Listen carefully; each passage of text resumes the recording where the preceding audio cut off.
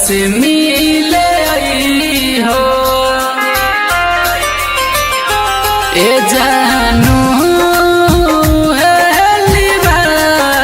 में हमारा से मिले आई हो।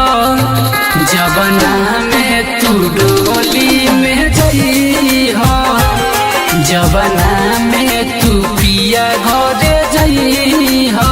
ए जानू लिबाजी में हमारा से मिले आई हो।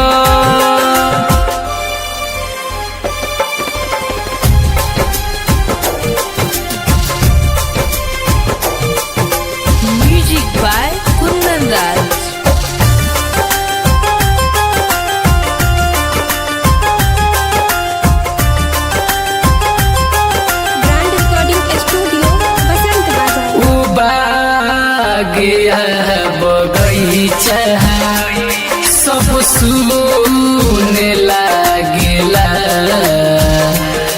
वो प्यार वाली गीतिया बेधुन लागेला।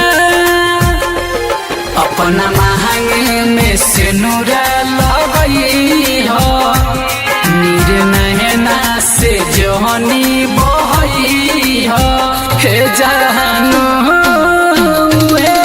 लिबाजी में हमारा से मिले आई हो। हे जानू लिबाजी में हमारा से मिले आई हो।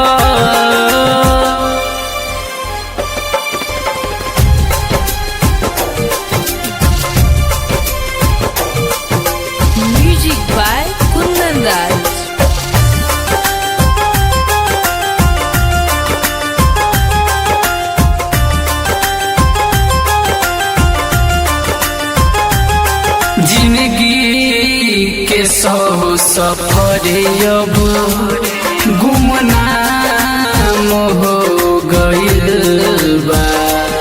तोरा प्यार में रंजन बदनाम हो गइल बा। भले सोहनी दिलीप के हो जई हो, बाकी हमके कबो न भूलई हो। हे जानू लिबाजी में हमारा से मिले आई हो। हे जानू लिबाजी में हमारा से मिले आई हो। ब्रांड रिकॉर्डिंग स्टूडियो बसंत बाजार।